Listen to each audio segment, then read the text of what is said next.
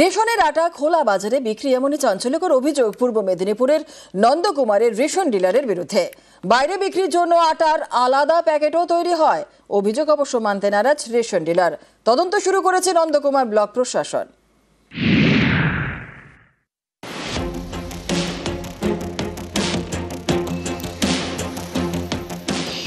বড় প্যাকেট থেকে আটা নিয়ে ভরা হচ্ছে ছোট প্যাকেটে।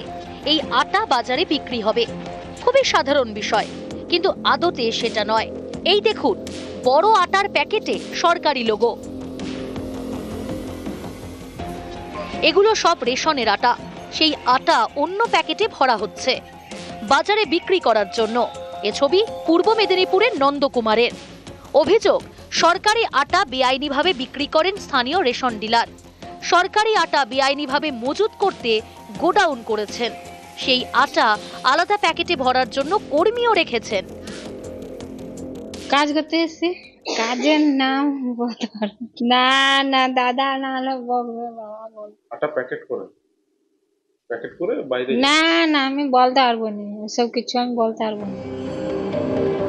সরকারি আটা চুরিতে অভিযুক্ত এই রেশন ডিলারের নাম গৌরহরি সাউট্টা। তার এমনই দাপট যে গ্রামবাসীরা মুখ খুলতে ভয় পান। সেই সুযোগেই বছরের পর বছর ধরে বেআইনি কারবার চালাচ্ছেন বলে অভিযোগ। যদিও সরকারি আটা বাইরে বিক্রির অভিযোগ মানতে নারাজ এই রেশন ডিলার।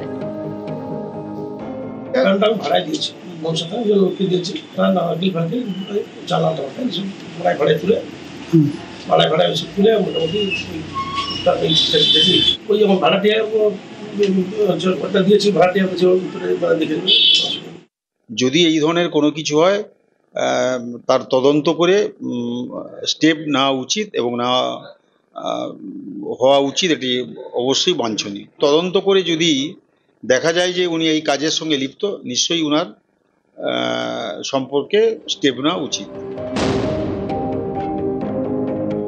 আমি আমার যে আধিকারিক আছেন ফুড ইন্সপেক্টর, তাকে ইমিডিয়েটলি আমি এনকোয়ারি করে বিষয়টা কি আছে দেখার জন্য অনুরোধ করছি।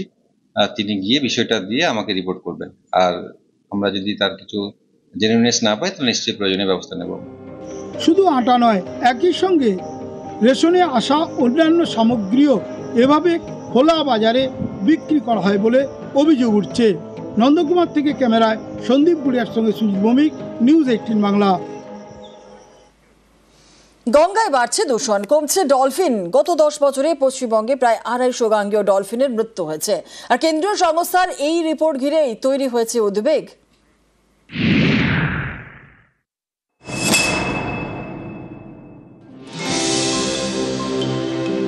এই দেখুন, জলে ডলফিনের খেলা। কখনো জল থেকে উঠে আসছে, আবার জলে ঝাঁপ দিচ্ছে। একসময় হামেশাই এই ছবি দেখা যেত বেলুড় মঠের গঙ্গার ঘাটে কিংবা কলকাতার বাবুঘাটে, আউটরাম ঘাটে। যেই জায়গাগুলি এদের প্রজননের জায়গা ছিল ফ্রেশ ওয়াটার, অর্থাৎ এই বাবুঘাট, আউটরাম ঘাট, এই জায়গাগুলিতেই এদেরকে বেশি সংখ্যক দেখা যেত। এখন কার্যত বিলুপ্ত হয়ে যাচ্ছে এই প্রাণীটি। এই ছবি গত 10 বছরে একেবারে বদলে গিয়েছে। গঙ্গার দূষণে দম বন্ধ হয়ে আসছে ডলফিনের। মৃত্যু হয়েছে প্রচুর গাঙ্গেয় ডলফিনের। এই নিয়ে 2024 সালে রিপোর্ট দিয়েছে কেন্দ্রীয় সরকারের একটি গবেষণা সংস্থা ওয়াইল্ড লাইফ ইনস্টিটিউট অফ ইন্ডিয়ার পরিসংখ্যান অনুযায়ী 10 বছর আগে পশ্চিমবঙ্গে প্রায় 1100 গাঙ্গেয় ডলফিন ছিল। সে সংখ্যাটা নেমে দাঁড়িয়েছে 800-র কাছাকাছি। 10 বছরে প্রায় 250 ডলফিনের মৃত্যু হয়েছে।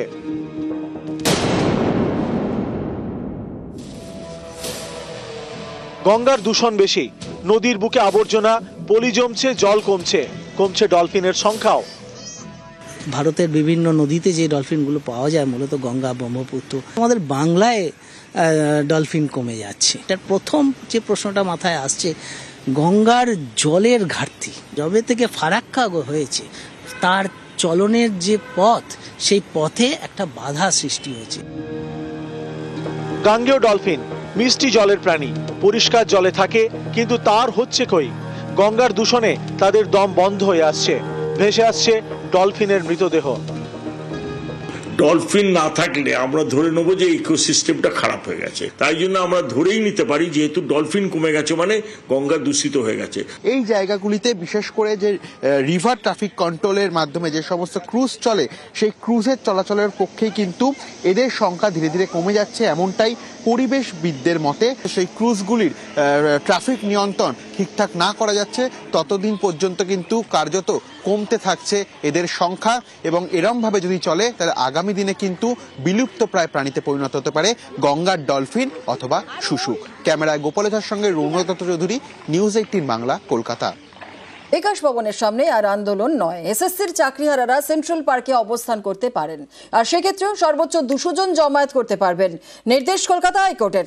আন্দোলনকারীদের জন্য পর্যাপ্ত জল এবং বায়ো টয়লেটের ব্যবস্থা করতে হবে প্রশাসনকে নির্দেশ বিচারপতি তীর্থঙ্কর ঘোষের।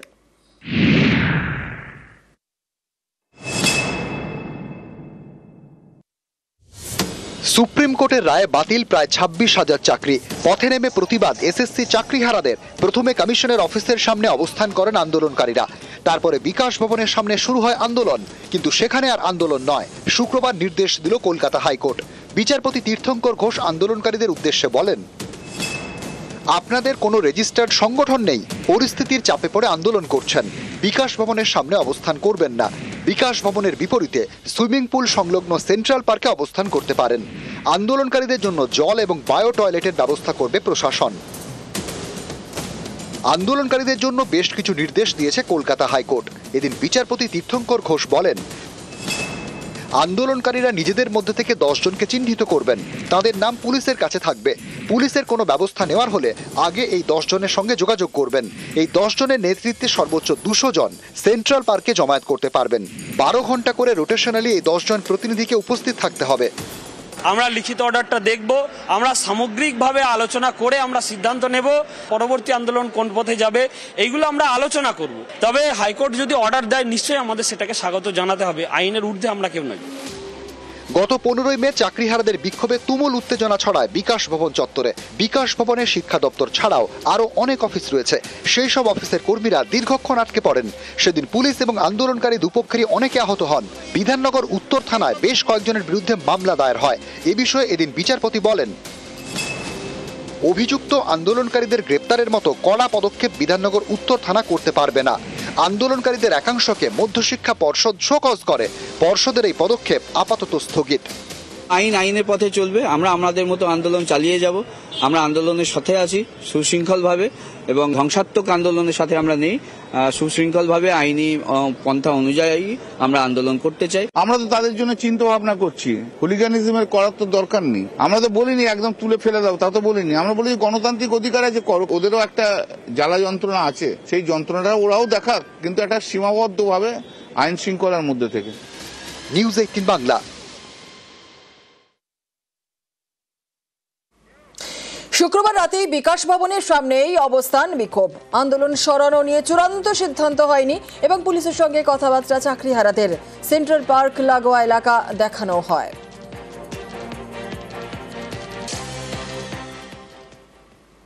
জায়গার যে ব্যাপারটা আজকে হাইকোর্ট বেঁধে দিয়েছে সেই জায়গাটা আমরাই আমাদের পছন্দ মতো ঠিক করব। আমরা যে জায়গাটা মনে করব সেটাই আমরা অথরিটিকে জানাবো এবং সেই মতোই সেটা বাছাই হবে। তো আমরা এখন দেখে নিচ্ছি কোন জায়গাটা নির্দিষ্ট করলে আমাদের যে বিক্ষোভ অবস্থানটা হবে সেটা যেন জনমানুষের কাছে পৌঁছে দেওয়া যায় এবং সাথে সাথে ডিপার্টমেন্টের কাছেও পৌঁছে দেওয়া যায়, সেই বিষয়টা নজরে রেখে আমরা ঠিক করছি। আজকে রাতটুকু আপনারা বিকাশ ভবনের সামনে অবস্থান? হ্যাঁ, অবশ্যই আমরা বিকাশ ভবনে ওখানে অবস্থান করবো এবং যতক্ষণ না আমাদের কোনো ব্যবস্থা হবে নিশ্চয়ই আমরা অবস্থান চালিয়ে যাব। বেসিক সার্ভিসেস টু আরবান পোর, এই সরকারি প্রকল্পে শহরের গরিবদের জন্য ঘর তৈরি করা হয়, আর গরিবদের সেই ঘর পাচ্ছেন পুরকর্মীরা। এমনই চাঞ্চল্যকর অভিযোগ আসানসোলে।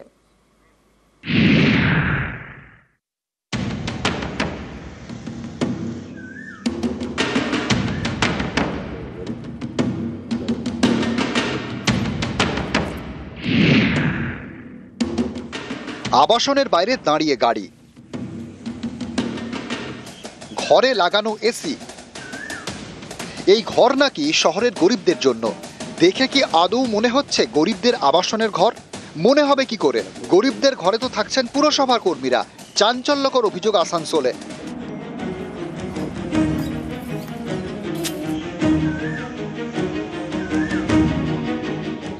Basic services to urban poor এই প্রকল্পে শহরের গরিবদের জন্য আবাসন তৈরি করা হয়।